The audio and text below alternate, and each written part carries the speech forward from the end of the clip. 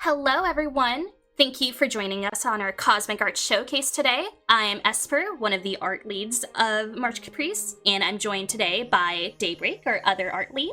Hello! And Nicole, one of our lead organizers. Happy March Caprice! Happy March! Happy March! Cool kids say Happy March. Yeah, but it's like saying birth. Like Hap Birth? Yeah, Hap Birth, Hap March. Hap Birth March. Today we have some stellar pieces we would love to share with you guys, so why don't we just go ahead and start by going with Mortellana's piece, and their description states, I'm an artist that goes by Mortellana on all socials, and I've had these magical girl designs in my notebook since high school, and I'm so glad to finally bring them to life. If you think a Madoka Magica AU sounds interesting, I have a ton of ideas and designs to share. I'm focusing more on content creation in this year, so I really appreciate any kind of support. Oh, look how cool this is! Oh my gosh! It's so pretty. Yeah. Gosh, I wish I was a Magica or Madoka girly, because I feel like there's like a lot of specific Madoka specificities that I'm just not picking up. But look how cool these designs are. Mm-hmm. I love how they all have like little elements from like each of the characters, either weapons or like symbols associated with them. So like Kyrie's has like a general color palette and like the little flowers from Destiny's Embrace, and then Shion's has like a little chain on the side to like mimic the one in the organization hood, and it seems like she has like the pattern that's like on her final form like mask, just under her hood. Ooh. It's so cool. And then Nominee. Look at her. Look at how pretty she is. I love the outfit, all the frills. I love the chain as the kind of a belt to harken to like Chain of Memories. It's so pretty. And like the witch's hat. Yeah. So cool. There's so many, like, I was definitely like a magical girl, like person when I was younger. Like, I was a magical girly. Mainly for like Sailor Moon, and I guess it was Tokyo Mew Mew. I don't know. I just remember there were cats. And so, first of all, when are we getting a transformation sequence in KH, right? And so this is also like really cool, like just to like see this again from like a magical girly freaking out type thing, but also like I want to know like what are their abilities, like there's so many things. Are they holding hands? Oh, hold on. Are they all holding? Oh, no, that's just Nominee's fingers. Are they? I can't tell. No, they're not holding hands. I think that's her in the foreground and the other two in the background. Okay, I was gonna be like, oh my god, they're all holding hands. Oh gosh, so what little I know about Madoka, I could be wrong, but isn't there something about like rewriting reality to it that if that's true, like I think that really plays super well to Nominee, whose whole, power set is being a witch who kind of changes Sora's presumed reality, That's really cool if that's the case. And if I'm wrong, I'm a fake anime fan. Yeah, not giving too much away, that there are things people want to change in that show. I also love the not the necessarily crayon look, but the softer lines. Yeah, like the mimicking of like a drawing with like an actual like pencil or something that's like not a perfectly smooth brush. Mortellana is super good at having such soft line work and just soft artwork in their pieces. I know they did a March Caprice animatic a couple years ago that, if you haven't seen that, go watch that. It's so pretty. Plug. Plug. Do it. Stunning work all around. Alright, next up we have Ophiuchus, who writes, this is a papercraft gummy ship based on the basic ship from the first Kingdom Hearts game. This whole piece started when Ophi was trying to design a cross-stitch pattern featuring the ship and could not find a reference for the specific angle they were looking for, so they just modeled the whole ship in Blender 3D. For some reason, they were convinced this was the easiest solution to their problem. In writing this description, they're realizing that efficiency is not their strong suit. Anyway, after realizing that the pattern they wanted to make was far too much to stitch before the due date, they decided to redesign their hastily made model into a proper papercraft, that can be printed and constructed by anyone with a printer, time, patience, and a lot of glue. The quantity of glue causes Ophi to recommend not doing the whole thing in one sitting, unless you want to redesign your fingerprints as a fun side project. This is the second papercraft that Ophi has ever made, so it is far from perfect. Some adjustments have been made to the final printable while assembling this model. The printable is free and available on their Ko-fi page, and a time-lapse of the assembly of this piece can be found on their YouTube channel. They hope that anyone who wants their own has a lot of fun making it, and encourages making it with friends. Look how cool that looks! Oh. Ooh. I love that. Also, what a flex to be like, yeah, there was no particular angle, so I decided to 3D model it. Just like, okay. Hello? Skills? For real? Honestly. And as somebody who wants to get more into, like, physical crafts, I'm looking at this and I'm like, I want to make it. It looks so good. Well, the design is on their Ko-fi page, so we can all make it. Yay. Yeah, as someone who grew up in like a school that was like very, what's the word for this? Like very Japanese oriented, they would have us do like a lot of origami as kids. Mm. And so like I love seeing like people build stuff with paper. Granted, this is like a more complex thing, but it just looks so pretty. Like it's fun seeing like these objects that we usually just see in very like pristine, like glossy 3D models be like, you know, so textured and tactile, for lack of a better word. Yeah, I love the physicality of it. Like, it looks like I can just reach my hand out and just grab it. Yeah. I have the intrusive thought, I'm like, that's gonna make the most satisfying cardboard crunch sound if I just squish it with my hands. Yeah. So, just very, just like, I want to destroy, even though I want to create. It gives me the thought of, like, throwing it like a paper airplane. Oh, that'd be fun. I kind of picture like grabbing it and shaking it and then having like cereal box noises. Just rattle the kids inside there. Stores on give you're just like, you got little like meeple, which for those of you who don't know, meeple are like the little like tokens essentially you use in board games to like represent people. Oh yeah. Just have like Sora, Donald, and Goofy like meeples just in there. It's just, what's in here? Gosh, I want one of these. I want to make one of them. Maybe we should do that during March Caprice. Maybe we should. Ooh. Next up, we've got Original Dreamer, who writes, "This year, I based my piece off of the conflict Naminé faced during 358 over 2 days. The struggle of her own actions along with hurting others, all for Sora, as expressed through the chains. It's a hectic image with plenty to look at to provide a feeling of being overwhelmed. A blue tint haunts the drawing, radiating a feeling of sadness. Roxas and Shion split into two. Roxas fighting against his fate and Shion accepting. Naminé fading back into Kairi and Sora at the top of it all, back facing us, reading his cluelessness to it all." Oh, look how cool that is! Whoa. Whoa. I love the composition. Yeah. I like the overlapping like window of like Kairi being like lined up perfectly with Naminé there. Yeah! So cool. And I want to draw attention to this because I love when people do this when interpreting the designs. Riku has got some melanin on him. Yeah. Look at the boy. Yeah! Let's go! We always talk about giving Sora melanin, but Riku grew up on the islands too. Yeah! That's right. So Toast him. host it.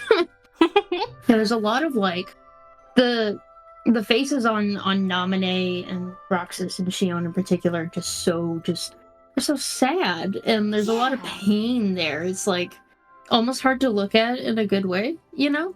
It makes me feel. Yeah, it feels like so visceral. It's like, oh, they're in pain. Give us more. Yeah. Oh, I'm just now noticing that like next to Naminé, because you got like the Kairi window, but the other window, I was like, what is that? And it's Diz just looming there. Oh, you're right. Diz jump scare.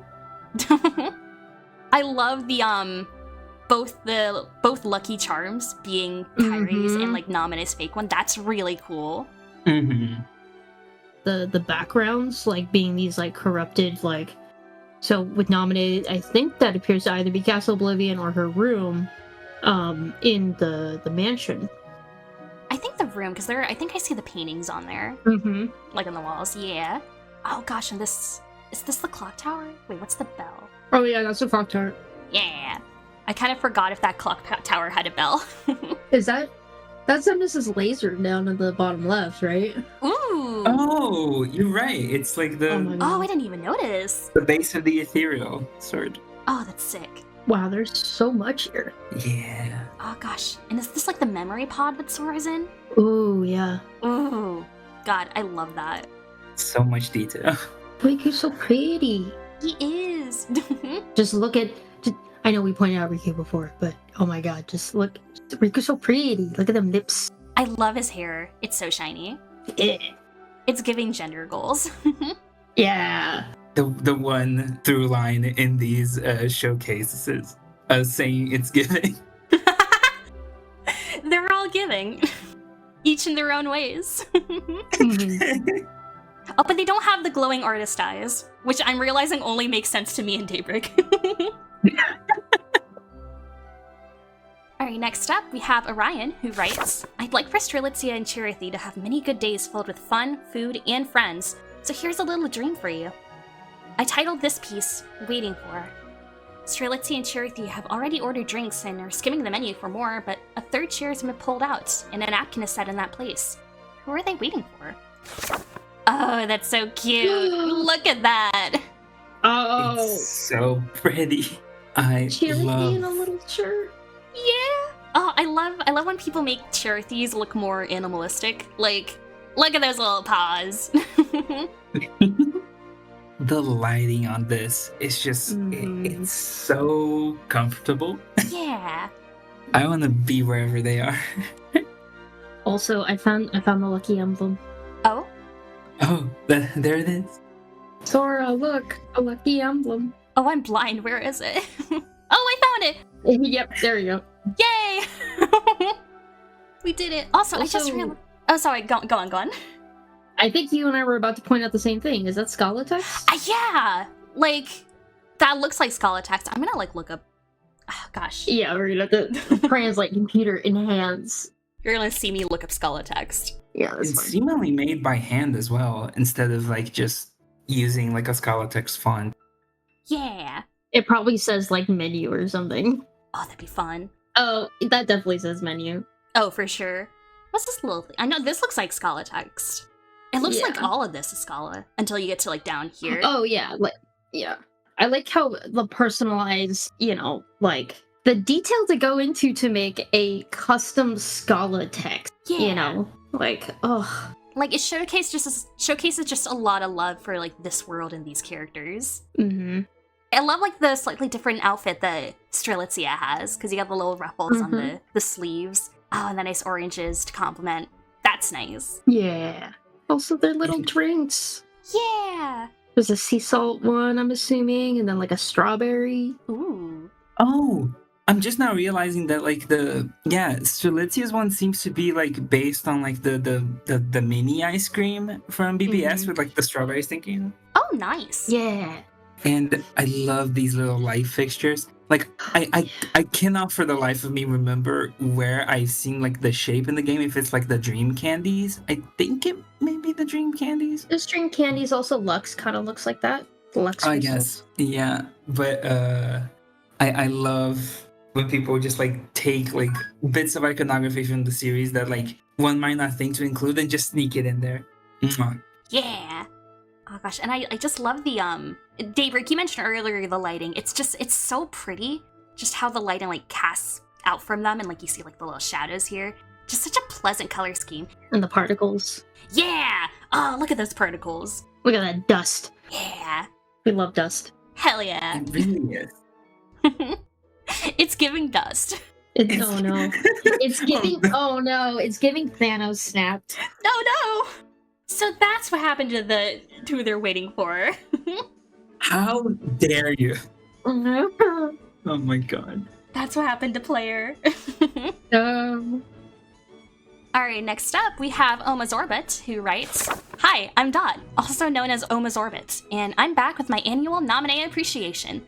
This is probably one of my most ambitious drawings since, like I mentioned last year, backgrounds aren't something I'm super comfortable with.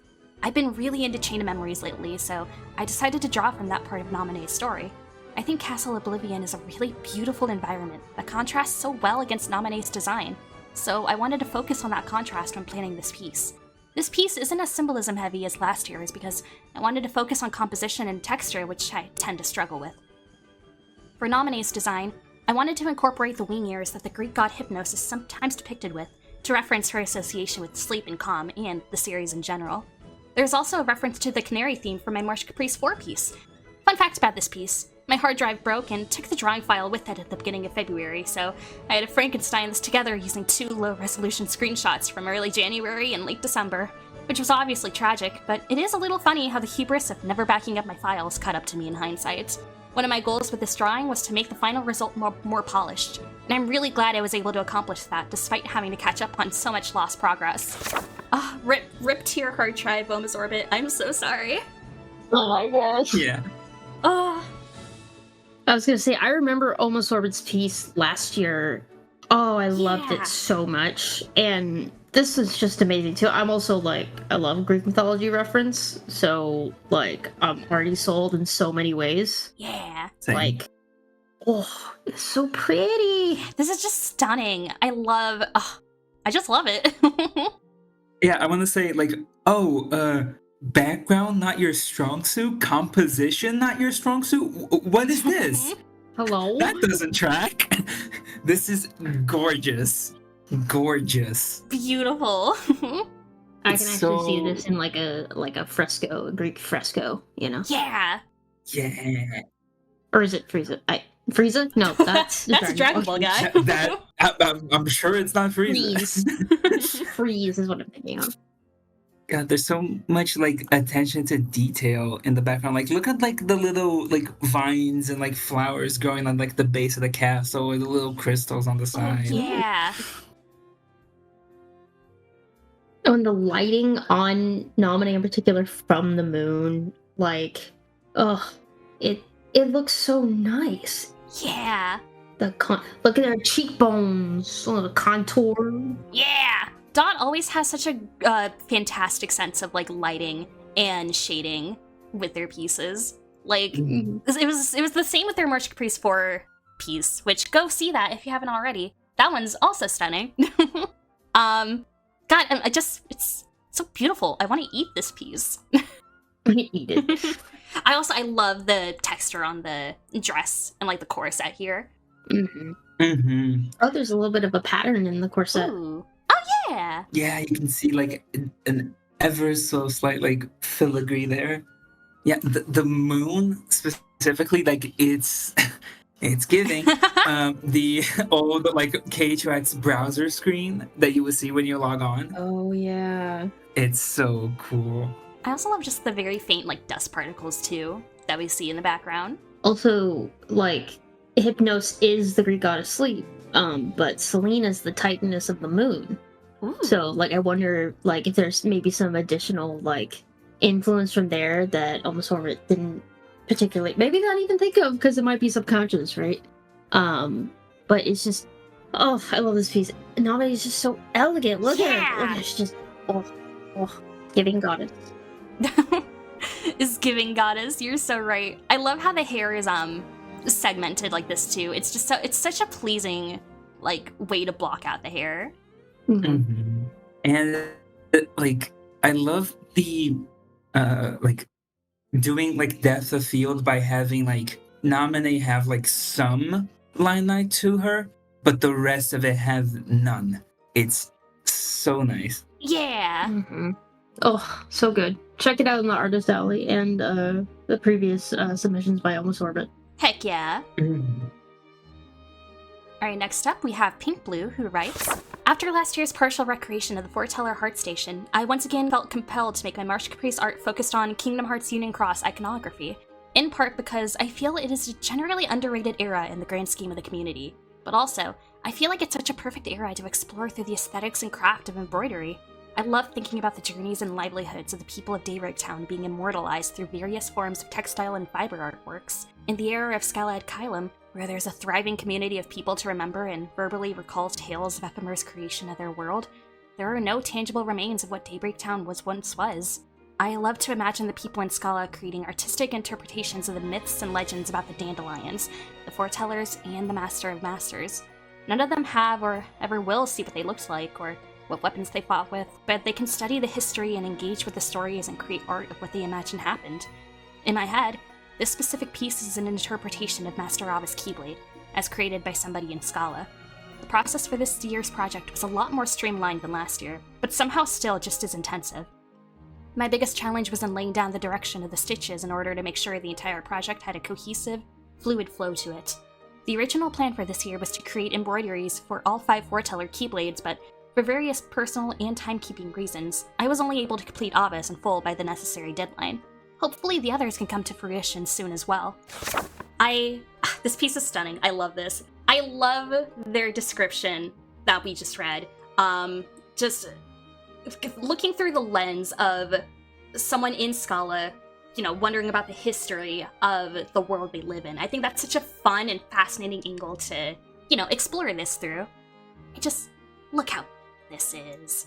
It's so detailed. Yeah. And the fact that, like, out of all the foreteller Keyblades, right, that you could have picked and finished, the fact that it's Ava specifically is nuts, because the design of her Keyblade is so intricate, it's so swirly, it has so many gradients. I find it insane how you do that with embroidery. Yeah. Like, look at that. Honestly. Yeah, there's a lot, like, you can see the motion of the I guess, like, the ocean and the wave pattern of her Keyblade, and it's reflected here so well. Like, I'm gagged.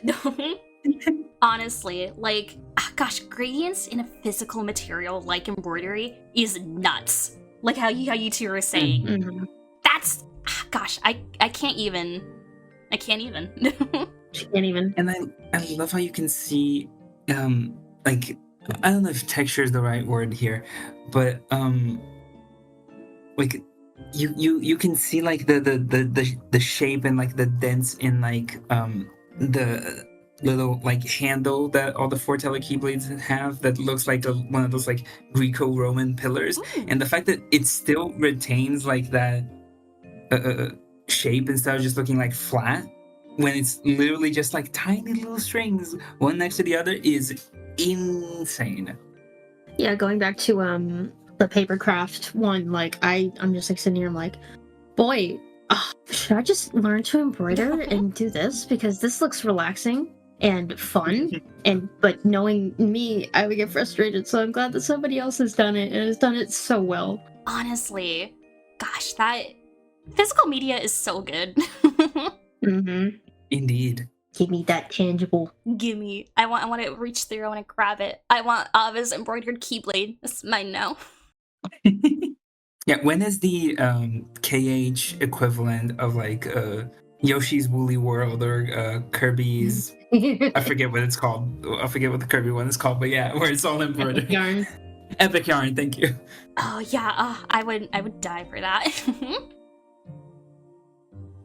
Next up, we have PoltergeistPanda, who writes, okay, I just basically heard the theme Timeless and ran for my tablet. Kept thinking whether I wanted to dig out my traditional paints or markers for old time's sake, but decided against it and went for the digital approach after all. Gotta admit, Mickey and Oswald were the plan from the start. The difficult part was figuring out what I wanted to do for them, how much detail I was gonna go for, which brushes to use. I went through way too many drafts until I stumbled over a ballpoint pen brush for another project and basically dropped all ideas I had before and just went for the good old, I was left unsupervised at work and doodled all over my papers with the pen approach. Only on my tablet, with colors. Figuring out the pressure settings was fun. Finding the symmetry tool was hilarious, actually. I kept forgetting to turn it off all the time and then had to either backspace for a handful of minutes or erase what I had done in the first place and start again. Especially those ears. I had to rework their ears so much. Mickey's and Oswald's faces were surprisingly hard to get right, but I was so proud when I had the sketch down. Symmetry tool, my dearly beloved. And then came the background, and I went and benched it for future despair until I knew where to go. Seriously considered just leaving it blank or going for a simple one-color thing, but then I forgot all about that and went all out after all. Coloring had been a whole thing where I kept jumping between flats and hatching, and in the end, hatching it was, since it fit the vibe so much better. It kept the ballpoint pen style better and made shading so much more enjoyable. The background went through 3 different drafts that were fully sketched, line arted, and colored until I dropped them and started from scratch. No, I am not saying more to that. Let's just say that the regular people that I see on my way to and from work have now learned how to cuss in at least 3 languages because the background gave me so much grief. Worth it though. I genuinely adore Mickey as King Mickey so much. And Oswald deserves a place in this franchise, and if we don't get it in canon, I guess I have to make the content myself. I just love the duality of past and present in Oswald and Mickey, the what could have been and the here and now. If anything could be timeless, it's these two. If anything could encompass the flow of time, it's these two. Also helps that Mickey is all about time and saved my sorry behind countless times with the Stopkas. Credit where credit is due. Oh, look at that. Oh my god. If you had told me that this wasn't digital, I would have believed you. So like, good work on like finding like the right brushes and like the right way to like color and draw all this, that it looks like something that I would see like splattered on someone's like notebook in high school. Honestly. This is so beautiful. I love it so much. Like, one, using like the more like timeless river / old Mickey face for Mickey, and then of course like for Oswald, because that's like the only design of Oswald we really have now, right? It looks so good. They look so bad. Expletive. Yeah. I love the colors that they gave Oswald's pants and shoes, like as an inverse of Mickey. That's really cool. Yeah. Purple's definitely interesting. Is that an inverse? I don't know color theory. I think. It's close enough. Let me look up the color wheel. Yeah, usually it's like some variation of blue. So, yeah. Yeah, purple and yellow are pretty... Okay, they're not like 1-to-1 because it's usually purple and green. I'm counting it anyway. You can call me a fake artist. Yeah. You can take away my glowing eyes. No, not the glowing eyes. Oh, and it's so powerful. This image has a presence. Yeah. It's like the same weight I felt of like, like they'll pay for this, Yeah. And I love that they went for like the classic Oswald years too, because like most of the time he now gets like drawn with like the very like rounded kind of bendy years from like an Epic Mickey, but they went and gave him like the super long sharp ones from the older cartoons. Ooh, yeah, that's a good point. Yeah. And it looks really nice. I love just how the ballpoint pen is utilized, because the water here looks so murky and like kind of inkish, which I think that I haven't played Epic Mickey, is that like a thing where like the ink is kind of connected to Oswald or something? Ink, it does play a role in the game overall, not necessarily to Oswald. It's actually more associated with Mickey, ironically. Oh gosh. Yeah, like there was supposed to be like more connection to Oswald at one point, but like that was more so like first draft stuff that they then changed because they were like, oh, we don't want to make him the bad guy. Yeah. I see. I can't wait to. I want this printed out on my wall. Yeah. Like, I want it. Yeah, I'm glad that I can look at it anytime on the March Caprice website. For real, like we are like zooming into these. Go into the artist alley, zoom into these, look at the details. That is an order. Yeah. As decreed by Marge. Yeah, as decreed by Marge. Marge commands. I'm just like in awe of like the rocks in the background, because like how do you shade like that with just like hatching everything? Yeah. Oh, you know what? It's very like, I don't like throwing this term around, but I think in terms of like the lighting and like the ballpoint pen, it's very like Hayao Miyazaki, Studio Ghibli type of like coloring and shading. I can see that, yeah. Yeah. I love that it's lineless to where we get what we need to know. We get like what impressions. We get the lighting and shading is so strong. that. Like, that's all we need. Mhm. Mm-hmm. But yeah, I'd agree, because I know Miyazaki background, or I guess like Ghibli backgrounds in a lot of films are of a similar kind of way. Mhm. A lot of detail. Very cool. Yeah. Alright, next up we have Red Coconut, who writes, "My name is Isa. I'm from Mexico, and I have loved Kingdom Hearts ever since I spotted that mesmerizing PS2 cover artwork for the first game at my cousin's house and begged him to lend me the game. The rest is history. If I'm able to draw at my current level, and if my career ended up being a graphic product designer for VGM-related projects, it's all thanks in huge part to these silly and endearing games, and all the years of my life I spent drawing fan art of it. Fun fact, my Cage fan art was once featured by Square Enix Latin before. You can see more of my work at redcoconutstudio.com. I'm so happy to have had the time to finally contribute a piece for the event, and I cannot wait to see everyone's amazing creations. May your hearts be your guiding keys." Oh, I love that. Ooh, hello. Look how pretty that is. It's so reminiscent of like Nomura's artwork with how, look at that line art. Look how, gosh, I love the watercolor-esque painting to it as well. Yes. Look at it. If I have a weakness when it comes to coloring, like in terms of like not in terms of like I see it and I'm like, oh, instant love. It's watercolor. It always looks so nice. It always looks so pretty. Yeah.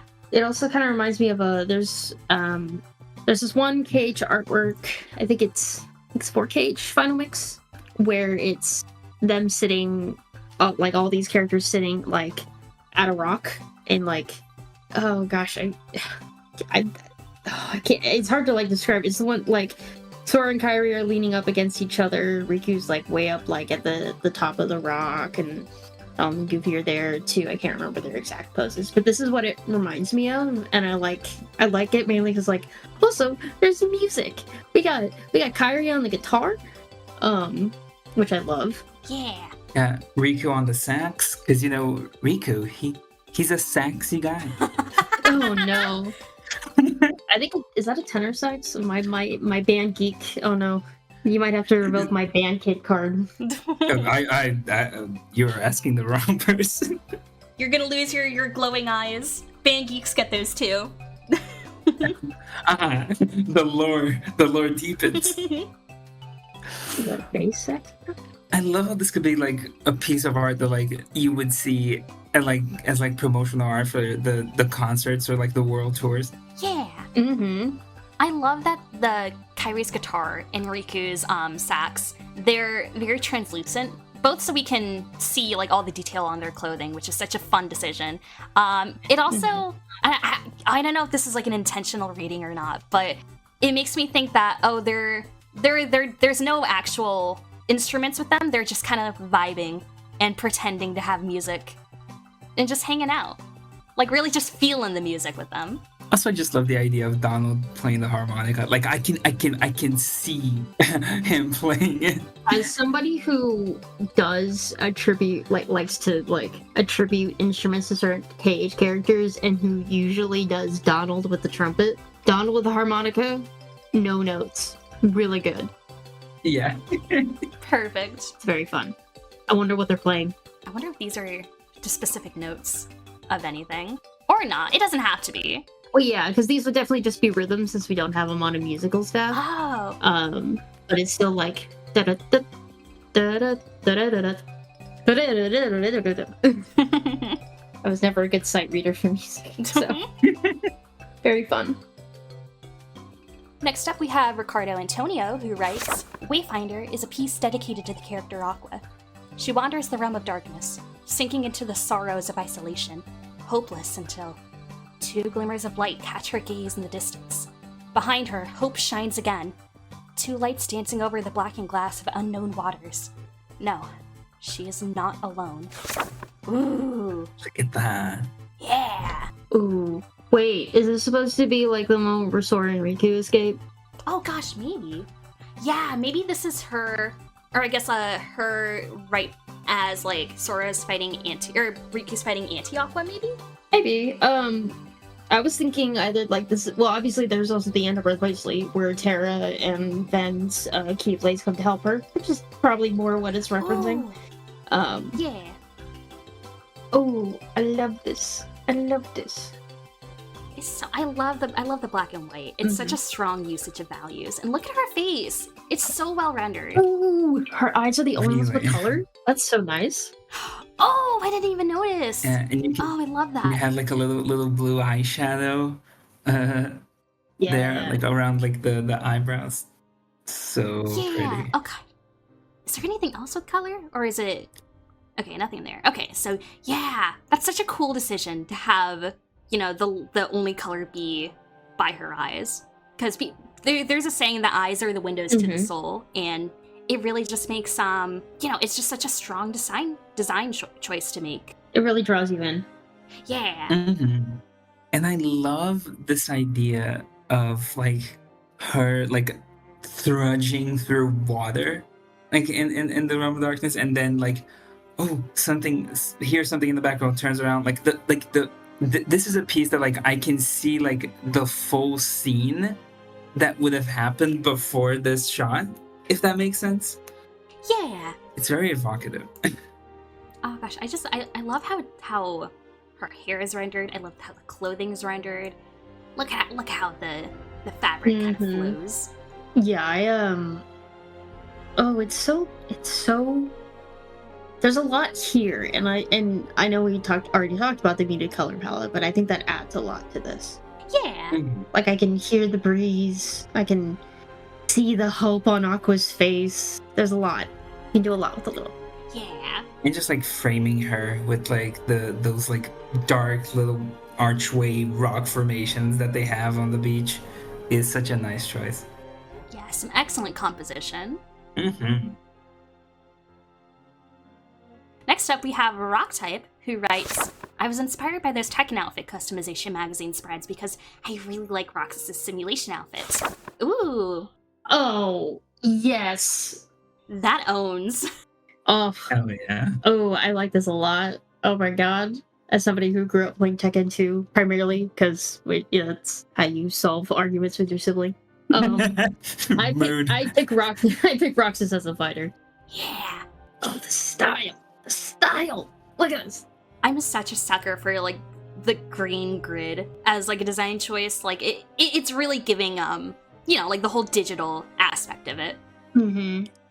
Yeah, like I don't know how I can think of like examples of this, but I feel like growing up we had like a lot of like whenever something would be like presented digitally, like a show that was more digital focused, this would be like the aesthetic of either like a transformation, or if a character was like digitally created, you would see this, right? Like the little pop-ups and like small descriptions that you can't quite make out at first until you look a little closer.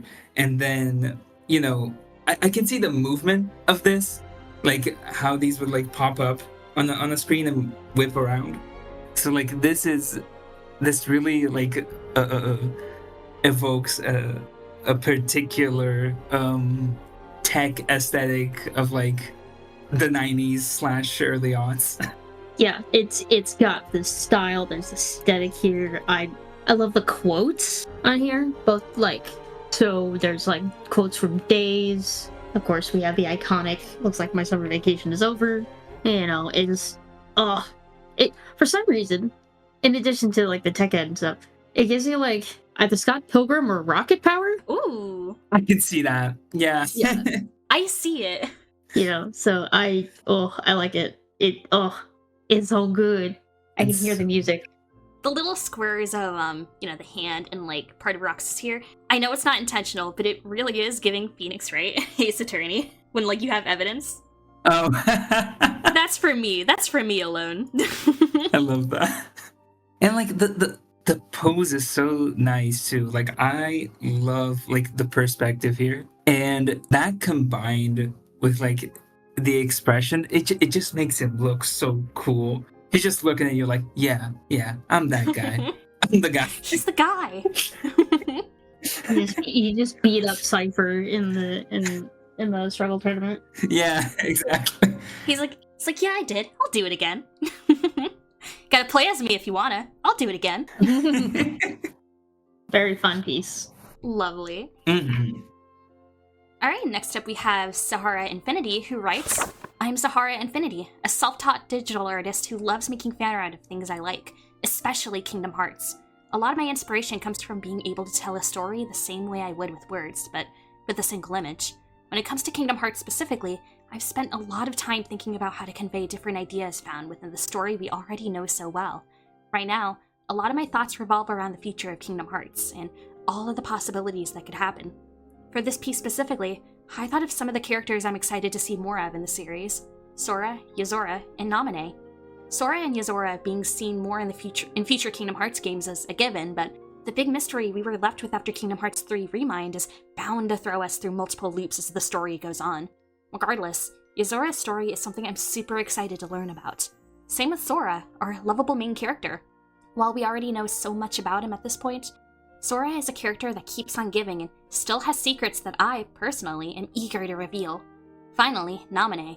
Naminé is one of my favorite characters in all of Kingdom Hearts and has so much potential with her powers. We see at the end of Kingdom Hearts 3 and in Remind just how much she's able to do. What else is she capable of? While I know her powers are related to her drawings, I cannot get the idea of her and the Strings of Fate out of my head. I don't think the possibility is too high, but seeing more of Naminé in the future, especially in a bigger role, is a big hope of mine. Ooh. Look at that. Look at that composition. It's giving a movie poster. Yeah, very much. Oh, yeah. Or I don't know why this reminds me of some sort of anime too. Ooh. Oh yeah, this feels very anime movie. Non-derogatory. We're not saying that as a negative, just to let people know. Yeah, /positive all the way. Oh yeah. And I love we were talking about this with some of the other pieces too, but I love this almost collage feel to the background. You see it in the buildings. Yeah. Yeah, it's so nice. And Naminé looks with the hands, it's so eerie. It's giving Scarlet Witch hands. Oh, I think that's what I'm thinking of, actually. It is very Scarlet Witch, which is, ironic considering Naminé's moniker being a witch a lot, Yeah. Right. So, and I know that there's been a lot of people who believe that Naminé will have, more of a starring role for, Sora's return or trying to save Sora, right? And so I love how that's interpreted in so many different ways. Mm-hmm. Yeah. Yozora looks a little sad or concerned. Yeah. It's what's going on, buddy? You're trying to save Sora. I mean, he's right there. Is that not Sora? Yozora? What are you trying to do, Yozora? Where's Sora? I can't get over the hands. That is such a complex hand pose that it feels like it must have been a nightmare for Sahara to get right. But, by God, does she get it right? Look how cool that is. Oh, yeah. Right? And I also, love the little detail of, having the ice formations on Sora, and then the more intricate they get, the more they start to envelop him, conveying that through just quote unquote adding more polygons to it, right? Yeah. Oh, I love the glow to it as well. Mm-hmm. Yeah, it's so pretty. Lovely. Next up, we have SamiFire, who writes, I got a brilliant idea for a feature video, but it may take a while to create due to many secret stories. Instead, I made the art to share my feature story of Untold Kingdom Hearts. Look how pretty that is. Ooh, Yes. Oh, that's so cute. it's the fox. Yeah. Aw, and Sora's petting it, the little fox. That's so cute. I love this almost lineless style for Sora and the Dream Eaters. Mm-hmm. And then this fox has line work. Yeah, that's interesting. Who are you, little fox? What is your purpose? What are you doing? Please canonize the SamiFire Fox logo as a Dream Eater. Yeah. It's happening now. Yeah. I would love to see that. I'm obsessed with the shading style. It's such a nice detail to have it, the piece itself have no line art, but it being so well shaded as to still give it a slightly 3D feel. Yeah. Gosh, especially the prickle mane. That shading is just so good. All the shading here is so good, but I'm oh my god, these little spikes. That must have taken forever to get right. And it came out so well. Yeah, that and Sora's hair are both like I feel like I can grab them. I feel like I can I can pull those and they will stretch. I'm just so enamored by the fox. Yeah, I love the sparkles. The little toesies just come to a point. Yeah. It is very warm. Like the whole piece is very warm. Mm-hmm. And I like how they can like just through like the lighting and like one piece of iconography from the world, they convey like the feeling of Traverse Town without like necessarily like drawing like the entire first district. You just put like the biggest sign that you can always see and like the sort of warm glow that you usually get from it, and boom, instant, you know where you are. Yeah. Lovely. Mm-hmm. Next up, we have snowflakebottles, who writes, I've always liked the story in Calm, even if I've never finished the game myself, and Riku Replica has been one of my favorite characters as a whole across the series because of it. This piece was inspired by the tragicness of his and Naminé's situations during the game, more specifically his death. On top of this, the idea of replicas in general is very interesting to me, and exploring the concepts of autonomy, what it means to be your own person, and what it means to die as a replica and how that works in specific is pretty fascinating as well. Compared to how it happens with Shion, both endings are rather different, though Naminé is directly or indirectly involved with both. Overall, it leaves a lot of questions on the table that I think are neat to consider. Ooh, look at that. Oh, wow. It's so gorgeous. I love how sleek the line work is, especially with Naminé. Oh, yeah. Like, I know that the art styles for Hazbin Hotel and Hell of a Boss are, I guess, controversial, same with the writing, but as somebody who likes both of those shows and loves the art style, this reminds me so much of it. Like, and it's so pretty. There's just so much emotion. There's so much, like Naminé's scary, hello? Yeah. Look at her. I feel like she's about to ruin my entire life. And it's very reminiscent of that for me. And again, as somebody who does like those shows and those art styles, I love this piece. It's so vibrant, too. Like, ooh. Yeah. I could see these designs being animated. They have just like a very specific, like a very perfect specific flow that I would love to see just kind of, in movement. Yeah. Mm-hmm. And our first glowing eye of the day comes from an actual artist. There you go. Wow! Hey. Let's go! Speaking of the glow, like I love like the glowy chalk.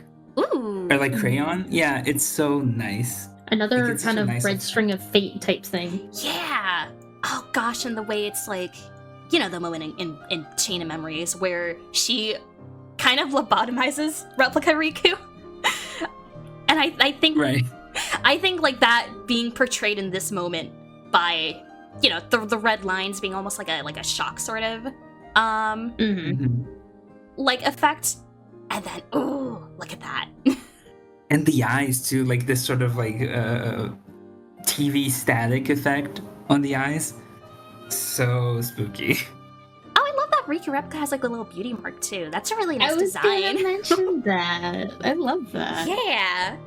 Also, just the claws. There's just, the detail on the outfit, like how long, like Riku Replica's hair is, too. Like the little details of this just make it all the more like so. I can't even find the right word. It's so good. It's lovely. Mm-hmm. And I love like the background for this as well. Like both on Riku with like the blue glow and the stars, but like in like even further like with the like Marluxia's presence being felt through the background with like all the petals and the roses. By the way, the roses are very it's giving. It's giving. It's giving. Revolutionary Girl Athena. Just saying. Really love the background. God, it's so lovely. It's lovely. It's lovely and terrifying. Sign me up. Print it out on my wall. Yeah. All right, next up we have Tazara, who writes, Xigbar stands in front of a dark corridor while the ghosts of his past lives watch on. The only one that still remains is the little hooded apprentice from eons ago. Xigbar himself continues on with that same smug expression. To him, This is all going according to plan. There were bound to be some casualties along the way. Ooh, terrifying. I love it. I love that we've embraced Xigbar as the eldritch, weird abomination, cryptid demon, whatever that he is. Yeah. I love how how the background kind of like frames all the characters in like this like bat shape. It's so spooky. Yeah.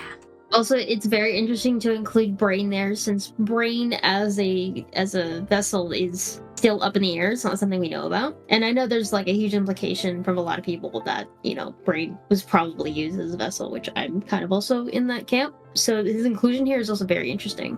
Also interesting, and I don't know if this is just the way that each one was given their particular color, but it looks like Brain's the only one with like purple eyes, although Bragi looks like he has kind of red, so. Oh yeah. Reddish yellow. Yeah, I love the progression from like yellow. Well, actually, this is kind of yellow-green. Maybe like yellow with the palette to the red that you mentioned to the purple. Yeah, I love that like Brain is also like a really dark purple, where you can't really tell it's purple until like you factor in the eyes, and it's like, oh yeah, that's purple. And then like Lushu here doesn't have one, which is really interesting. Oh gosh, and he's not even ghostly like how you can see the background behind the other three. Oh, that's a great observation. Yeah, that's originally who he was. Yeah. And probably at some point he still believes that he is deep down, maybe. Oh gosh, I love that rating. Yeah. And like the Lucia one specifically, like the way like the hood is shaped, like really reminds me of the Roxas sprite from Coded. Ooh. Whenever he would show up, because like the way you could differentiate it was like the gap in the hood was a lot smaller than whenever you would see like hooded Riku, and like the eye is just so cool looking. And the expressions on this, like Xigbar having his like usual menacing grin while everyone else is just kind of despondent. It's so striking. Yeah. Makes me wonder, like, does Xigbar hear the voices and the personalities of the people that he's pretended to be? Oh gosh, that'd be terrifying, but I'd love it if that were the case. I like the idea of Xigbar as terrifying. Yeah. Lovely. Alright, next up we have TrinityXaos, who writes, "This illustration's key idea was Riku in thought while he held Braveheart in his hands. Before I could draw a seated Riku, I had to get some real-life photo references, so I used myself and my official Keyblade as a model and prop. Even after I made the layout sketch, I still relied on those photos and a few data grading screenshots of Riku to draw in the finer details such as his hair and the clothing folds. I hope I've captured Riku's mindfulness, along with paying homage to quiet moments in classic anime." Ooh, look at that. Ooh, interesting. Oh, it's so nice. Yeah, I love...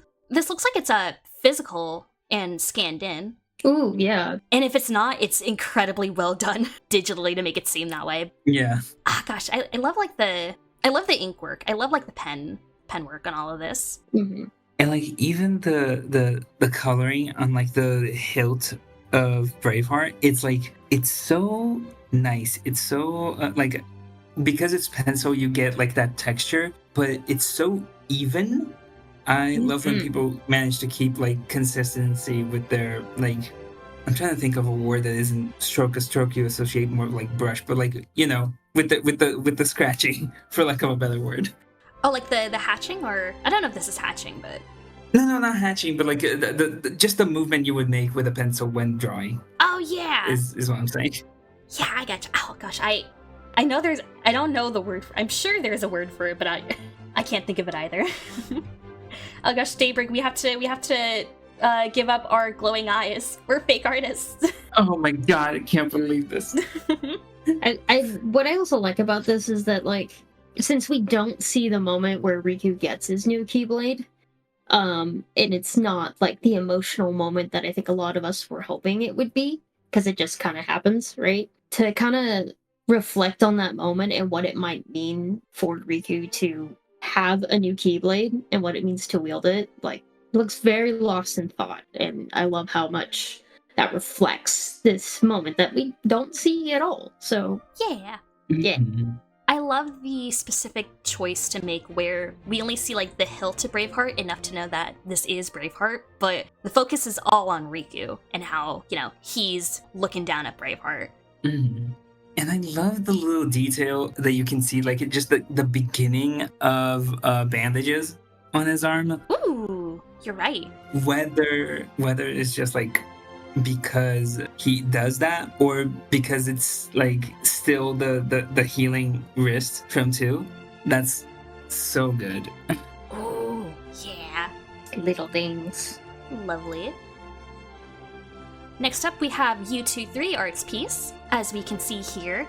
Ooh, look at that. Oh yeah, KH4 with what was it? So I see Yuzora, and Is that Luxord? yeah, it is. Oh my gosh. Yep. Yeah! Ah! Look at him! It's the boy. Ooh, a team up. I like that. There's a lot of action in this shot. It's really giving a 2-page full spread of a comic book. Ooh, yeah. Yes, absolutely. Oh, look at all these people. They're running. Where's Twitter guy? The shots are so dynamic. I love how Sora's Keyblade, the shine, how it segments the whole piece into different, like, yeah. It's such a stunning focal point that it provides. Mm-hmm. I love like the way they decided to color the dark side looking Heartless, because it's so easy to like see a character or a monster that's mostly black and then make them look very like flat, right? Like a shadow. But I love that they decided to go with like these varying shades of purple, creating like this sort of like sinewy look. And then when you really need it to get dark, you get like these swirly, almost tattoo-like patterns, like the ones like coming out of his horns. It's so nice. Yeah. Oh gosh, I love as well just the broken cars. Like, vehicles are hard enough to draw, but drawing them broken and just like the weight that this dark side looking shadow is, you know, putting its weight on. It's so cool. Ooh, yeah. Look at all these little Heartless. Look at all these little shadows. And I love the inclusion of Luxord and Yuzora, like particularly for Luxord, because I know that there's a lot of, you know, his voice actor being the driver for Yuzora's car in the secret ending is like, okay, well maybe that's where he's from. And it'd be interesting to like see how he would be as like a party member. Yeah. Same with Yuzora, considering, you know, we fought against Yuzora. Oh look, there's an NPC with their kid, maybe? Ooh. Oh, I like it. I like how the line work's kind of like rough. Yeah. Yeah. It really highlights the motion, like the action that's going on. Mm-hmm. Yeah, I can hear the trailer theme in my head. Yeah. absolutely. And you mentioned like the little shadows, Espurr. They're so cute, but I love how they're also like seem to be spawning from the Heartless's feet. Like you have these splashes of really intense darkness where like his foot connects, and then you get like pools of darkness where the shadows are spawning, and then like little tendrils running across the street. Like that's so... It's almost like it's infecting the city around it. Yeah. Like how you say like the lines, like because they kind of like spread out like veins almost. Mm-hmm. Yeah. Oh, love the composition. Yeah. So good. Next up, we have UltySo, who writes, "One day soon, we'll hear more about Kingdom Hearts 4. I do digital art of Kingdom Hearts, primarily Ventus or Sora related. This year, I wanted to focus on just Sora, especially 4, as I haven't drawn that version much." Ooh, Ooh, more Cage 4 stuff. I love the rendering. Like it's such a cute chibi style, but then you get like the absolute detail in the coloring and the shading and all of that. Right? Look at the texture on Sora's hair. Yeah. It's Oh, yeah. so detailed. I also love how the sources of light are coming from the eyes of the dark side and the keychain whip, right? It's just, this piece is very like, I can feel like, I'm so drawn to the light because like I feel like the rest of the piece is like choking me. I'm like, oh god, it's so dark, I'm scared. Nice to see that light. Also, Sora's little feetsies. These little feetsies. Oh gosh, I love the blue bounce lighting that you can see on the dark side and on Sora's here. That's such a nice touch to kind of bring the scene all together. Yeah. Like, just like the general like highlights, both with like the colder blue light and the warm glow of the eyes and the chain. It makes the like the drawing, like especially like Sora's like jacket, pop so much. Yeah. Also, dark side artist confirmed. Oh, so true. Yeah. Oh, I love the how the dark tendrils coming out are like particly and like not fully solid, because that's like a detail we see in KH4 trailer itself. So it's really cool to see that reflected here too. Mm-hmm. Yeah, it's such a nice touch. Gosh, I love how metallic the Keyblade looks, and like the texturing we see, especially on like Sora's jacket over his shirt. What a design! I love it. It reminds me a lot of I think it's Final Fantasy Brave Exodus, the mobile game. There's something about just the shading and the coloring that reminds me of that. Yeah, I can see that. Love that. And it's so sparkly too. Like, look at the effects on like the Keyblade and the chain. It really captures that heavy on particle effects for the magic feel that like KH3 and forward like went into. Yeah. It's also such a smart use of blurring that you can kind of see at the edge of the chain whip thing from the Keyblade to really convey that, yeah, this is a bit more in the back. It gives like a nice sense of depth to the whole thing. Mm-hmm. Yeah. All right, next up we have UnchainedStar, who writes, "Happy March Caprice, everyone! My name is Star, and my piece is titled Oath of the Sea. The star of this piece is Kairi. She stands in the water of the Destiny Islands holding two things. A pInkblue fruit, a symbol of her oath to keep Sora safe, and her Keyblade, a sign of her resolve to continue her training, and join her two best friends and walk alongside them as a Keyblade wielder. In the background, we see a young Sora and Riku racing on one side of her, and on the other, her younger self standing, watching them run. It's a bitter symbolism of how she felt like they might have been leaving her behind, watching and waiting on the shore, but the Kairi in the water won't go back to waiting. I also included her letter from KH2, which I felt was her true moment of resolve.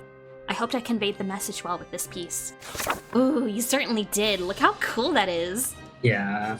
That's so pretty.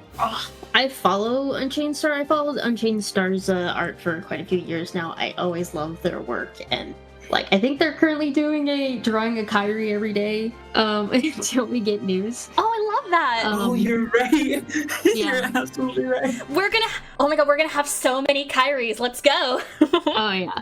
And so like I just love seeing more Kairi art. Like I also love Kairi and still need to get my Kairi thing done, but it's just Kairi has such a quiet sadness to her from, you know, a lot regarding like being left behind, and I feel like this captured this so much. I'm ready. I'm like, yeah, girl, go run, don't be sad. God, I love how they mention her moments of resolve, right? Because Kairi is such a slept-on character, and yeah, she's always left behind in canon, and I want to see her have her time to shine in later games. I really hope that Kairi can do things without the game saying no. Like, let her do things. Yeah. It's interesting that like the character herself constantly expresses like the desire to do more, like even in the games, right? Both like in 2 and in 3, and then no. But this feeds us. We can count on UnchainedStar to give us the Kairi content we want. Yeah. Kairi content we need, dare I say. Yes. That's right. I love the pInkblue fruit. The one with like the bite taken out of it from KH3. It's so cool. Oh. I can't tell, like, did they add like a little bit of like green to the part where it's bit? Because like I wonder if they like if they took like the one like concept art for KH1 that shows like the bitten pInkblue fruit and it's like a little greener on the inside. That's such a nice detail. Yeah. Mm-hmm. Oh gosh, and I love the background. I love the coloring. I love the background too. The composition is just so pretty. Yeah. It has like almost the Dream Drop opening feel to it, where it looks like almost pop-up booky. Oh yeah. When next to the Kairi. And the water. I cannot get over the water. Oh gosh, that's so pretty. It's so nice. The gradient from like the blue as you get closer to the shore to like sort of more translucent, showing you the sand and the bottle underneath on the like the left lower edge. Oh, it's so good. Oh gosh, and I just love I love Kairi's design. It's giving kind of like a Nomura-esque art style to it as well. Mm-hmm. Oh, I love the little big strand of hair as well. That's I was just about to point that out. I love the way that UnchainedStar did Kyrie's hair here because I'm not a huge fan of Kyrie's KH3 haircut personally. I'm kind of in the long-haired Kyrie club, but I like this because there's something a little bit more of a bob or whatever that I think works for Kyrie, and having this big old strand, just you feel the wind. It feels so serene, but also somber. Mm-hmm. Yeah. And they gave her kind of like this late 80s, early 90s anime look to her, like especially with the way her eyes are drawn, that I love. Love it. Heck yeah.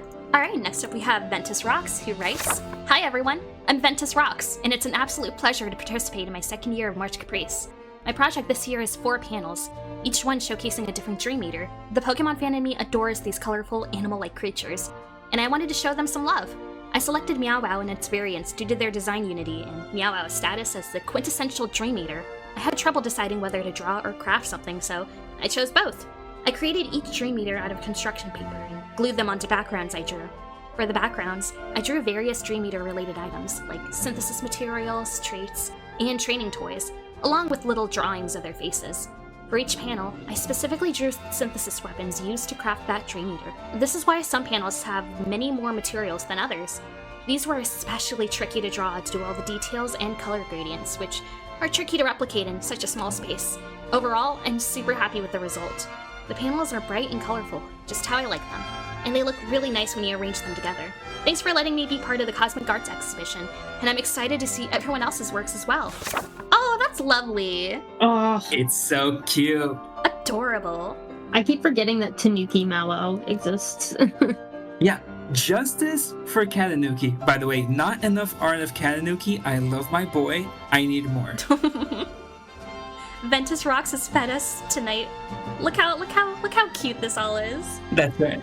Yeah, it's again like another license, like a paper crafty, right? It's like, oh, I want to like, it seems like I can make like a collage to make the dream eaters. I feel like I can kind of like look for different pieces and be like, I want to make this. This is what kind of like gives these like very, really fun arts and crafts. I also love how the blue Meow Wow looks like they're holding ice cream. Oh, that's so cute. Yeah. And I love, speaking on that, I love the choice of the little background icons on each one of them. Because I think they all are specific to their respective ones, if I'm not mistaken. Yeah. Mhm. Yeah, there's it just reminds me that I just I don't play with my dream eaters enough. Oh god, I left mine on my 3DS 10 years ago. Oh no! Oh no. They're fine, right? I'm sure they're fine. They're fine. It's fine. It's fine. And like for something that is like handmade, they render all of the assets related to the Dream Eater so well, because like Dream Drop specifically with the crafting materials and like the figments, I think is what they call them in the game. I forget. Yeah, figments, fantasies, or whatever. They're so like, for lack of a better word, like bubbly. They have like a little sheen to them. They have like so many. They have such a glossy quality. Glossy. That's the right word. And that's rendered so nicely here. Yeah. Oh gosh, it's going back to the fact that it's all physical. You know, having to do like some like all the very detailed lighting on some of these that like need that lighting multiple times is just so wild. Like I love that. Also, like I want this in a coloring book. Yeah. I want to color them. I want to make them wacky. Wacky colors.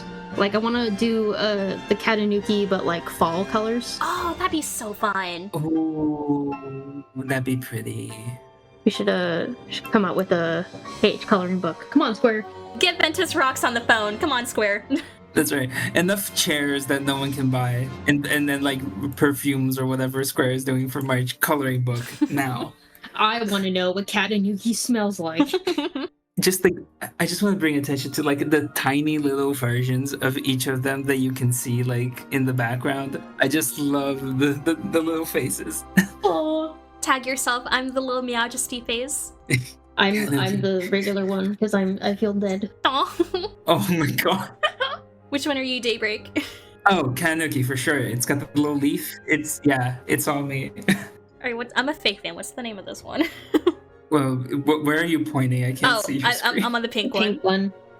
I can't Oh, remember. Flower Meow. Flower meow. All right, that makes everyone in chat watching this Flower meow, Flower meow, Flower meow. There you go. You've been kin assigned all of these very lovely, very cute little meow wow variants. That's right. Next up, we have Xerayn, who writes, "Hi, I'm Xerayn, and this is my 4th year participating in March Caprice. In previous years, I went bold with large, complicated drawings with several different people interacting. But this year, I decided to go simpler with a cozier scene, especially when this year's theme is time. Kingdom Hearts Union Cross has my heart, no pun intended, out of all the games in the series. I'd gotten into the series after Kingdom Hearts 3, and Union Cross was the first game I could follow along without its ending known. I felt involved with the plotline, I could theorize, and was where I created my username for the first time for my player character. I was devastated when I found out that the game was stopping, and even more so when the story's conclusion was reached. I really wanted to convey this feeling in my art. A comforting scene, alive with people, but with a lot of meaning underneath, tinged with sadness. And what better than to draw a scene around the Fountain Square, where so many key scenes have occurred. Strelitzia is holding a dandelion, floating away, lost, since she was the lost dandelion that never made it to the digital version of Daybreak Town. She's surrounded by Lorium, whose main goal was to find out what happened to her and was the closest to her, and Ventus, who caused her sadness. He's half closing his eyes, also hinting towards the 10 years he was asleep after the events of Birth by Sleep, surrounded by water and stone, aqua and terra. The fountain's inscription reads, Futurum est tum capere, translated from Latin as, future is yours to grasp, a theme that is poignant throughout the game. But also, future est, which is around Ventus, means it is the future, which hints that no matter what they do, they would follow what the Book of Prophecies foretold. Ephemer and Scold are near the center of the image since they were central to what happened, and Brain is off to the side, observing, almost separate to the main group. I also snuck in my player character Xerayn behind the fountain, mostly obscured beside the fountain. Water is like a mirror, reflecting who they want to be, and whatever way the player wants them to look, as well as being a lifeline. The player character saved a lot of people without anyone knowing, and so I reflected that where she's drawn. Center, but hidden. It took about 25 hours to complete, mostly due to the complicated background. I don't have a stylus for my phone, so it's difficult with my fingers, but I had a lot of fun with it. Try and spot the lucky emblem. Happy March Caprice. Ah, look how cool that is. Wow, that's so nice. Right. Yeah. Ben looks chill. Heck yeah. Yeah, he got the sleepy eye. I love all the design details that she mentioned in her description, where it's like, oh yeah, the Latin here, characters wear their position, just all the intentionality behind it all. It's so cool. Mm-hmm. And I wouldn't have noticed like the text on the fountain had she not mentioned it on the description. Like that is such a nice detail. Where's that? Are you looking for the hidden Vicky? I am, yeah. I am looking for the I lucky am also emblem. looking at the hidden Vicky. It allows us to look at this piece in more detail, which is always great because it's such a fantastic piece. Yeah. While we look, I just want to say, like, I'm obsessed with like that sky and the way like they colored the interaction of the light with the fountain. Like you didn't have to do that, but it looks so nice. Yeah. It just gives such a cozy sense to everything here. Yeah. I love how the dandelion's seeds coming off of Strelitzia's dandelion that she's holding in her hands is just kind of a, Ephemer, Scald, and Brain have noticed them. And I also like how Brain's just off to the side slightly in the shadows, like the little loner he's trying to be. Yeah. It's very nice. I can hear the Daybreak Down music in my head. Not to be confused with Daybreak here, but Yeah, it's my town. yeah, it's your town. Stop telling people I'm dead. Sometimes I can still hear her voice. Strelitzia from Quadratum. Stop telling people I'm dead.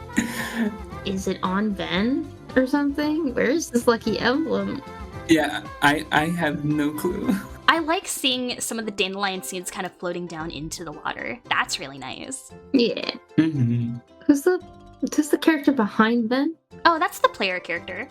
Oh, that. Yeah. Oh, Yeah. right. Duh. Or rather, that's her OC, Xerayn. Oh, right. Yeah. Yeah, her version of the player character.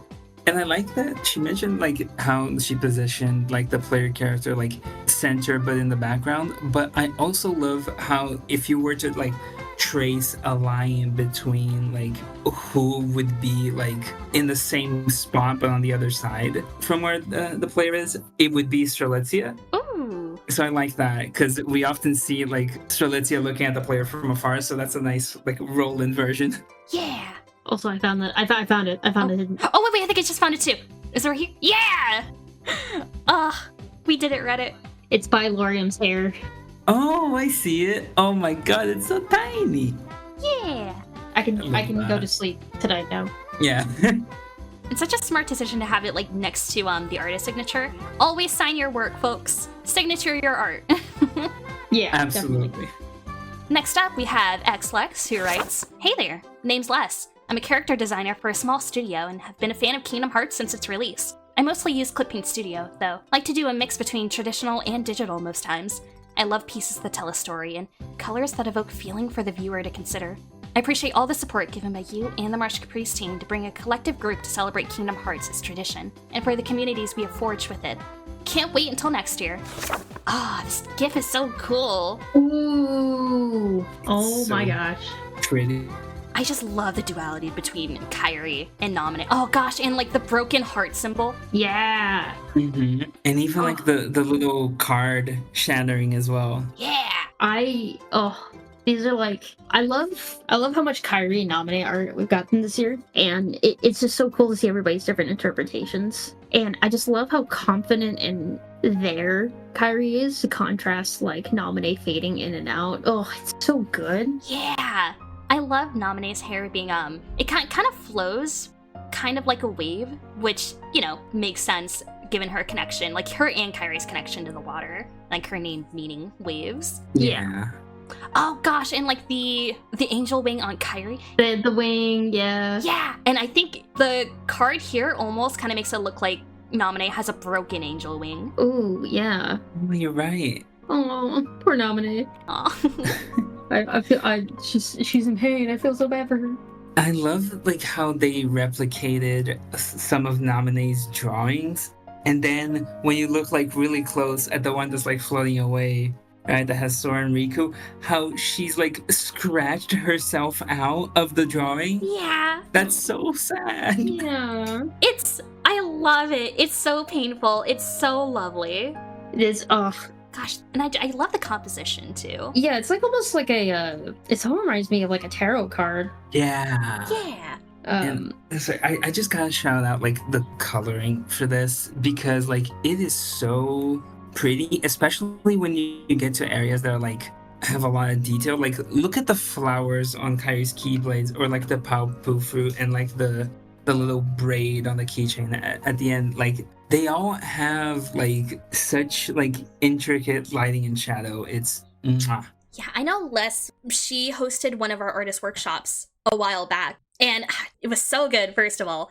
And you can just really see, you know, the amount of time and effort that she's put into this piece, and like how she's employed all she's learned out of being like a character designer. Yeah. And I will say, I just took a peek at the website that she linked, and the work is so good, and I am looking very good, very cool. Definitely excited to see more work. For sure. 100%. All right, next up we have XohnyArt, who writes, "Hello, Xoni here. So glad to participate again for a 5th time. Last year I made a KH2 related piece, so this time for a change, I made one based only around KH1, which is also inspired by the Disgaea 3 box art, for those who know. Can you find all the small details?" Gosh, I wish I knew Disgaea, because I don't think I can identify these details, but maybe you, the viewers at home, can. Yeah. Yeah. I also cannot help you. I don't know Disgaea. Me neither. I'm sorry. Sorry. But I love the art style here. It's so like chibi-esque. Mm-hmm. Yeah, it's very like Card Captor Sakura, especially with Aerith. Yeah. Ooh, yeah. Oh, I love that mushroom. Yeah, look at him. Mushroom stairs. I love Cloud. Why is Cloud so angry? Yeah. He's like, yeah. Right. And sorry, going back to the mushroom really quickly, like I love how like they colored the head in this sort of like hazy feel, because like we always end up seeing them as like solid creatures, but this really like sells the idea that it's like, oh, it's actually like a glob of shadow. It's not necessarily like a solid thing. Yeah. I also just love the inclusion of the Final Fantasy characters, which have, you know, kind of gone into the background as the series has gone on. I think this really reflects, like, the actual, like, combination of Final Fantasy and Disney that KH1 managed to capture so well. Yeah. Mm-hmm. And I love the gummy ship in the background and the infamous bubbles. Did you know that you can? No, I'm gonna say nope. it. Yeah, there's also an Ansem in the back, and he's just like, like a very, like, Yeah, very almost silly villain. Same with, like, Leon, like, just with the shine effects near him. yeah, his little face, such a charmer. I love that Donald's kind of looking up at him, as if he's like, yeah, I want to emulate him. He looks so cool. Exactly. Oh, Maleficent's so smug. I love her face. Mm-hmm. Yeah. And I also love how her cloak, like, leads into the Heartless. Yeah. And almost looks like Ursula's tentacles, too, so. Mm-hmm. Ooh, yeah. It's almost giving that, like, it's breaking the heart apart. Ooh. That's Yeah. a great observation. I love that. I love the inclusion, like, so many different little items and pieces of iconography from KH1. So you have, like, all the different chests and the potion and the box. And oh my god, I'm just not only seeing Pluto in there. Yeah. Oh, there he is. Good boy, that's a good boy. I love the lineless style that he's got for all of these characters. It really makes them pop. Mm-hmm. Mm-hmm. Very fun piece. Yeah. Yeah. Next up, we've got Xxmoonangelxx, who writes, "Hi there. I'm Xxmoonangelxx, and I'm a huge fan of Kingdom Hearts. This piece represents the Destiny Trio meeting up with their past selves and showing them how much they've grown. Heart symbol. Aww. Aww. I love. That's adorable. It's so cute. Yeah. I love how each one is, like, distinct. Like, especially, like, for Riku, who, you know, had, you know, his whole, like, real rough time to just be gentle with himself. Mm-hmm. And, you know, Sora's just Sora, you know, he's like, just like, yeah, we're buff. And young Kairi being impressed with her older self, like, just, oh, it's so cute. It really is. It's really nice how, like, despite the fact that, like, they're all by the sea, you manage to make, like, each version of it very unique, right? So Sora has, like, a very blue sea and sky. Kairi has a very, like, pink one, and Riku has kind of a blend of both. It's You could almost say it's at dawn, midday, and dusk. Yeah. Or with Riku's the dawn. exactly. God, I just love that visual storytelling. Mm-hmm.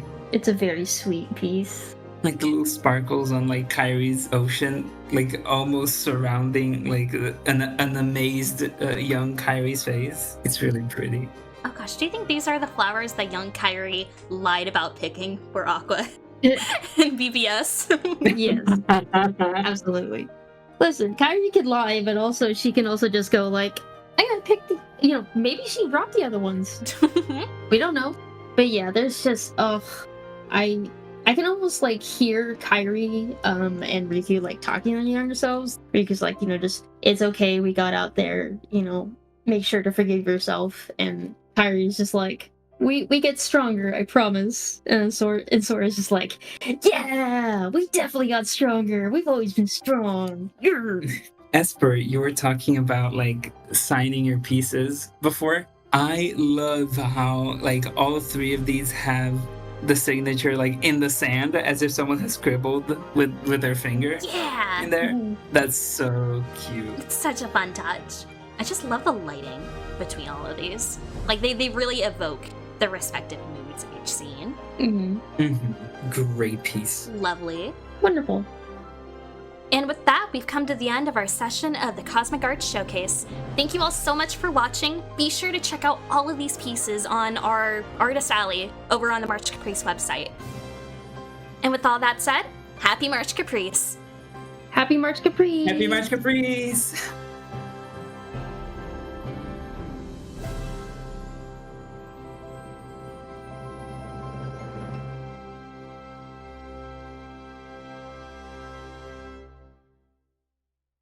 I love art.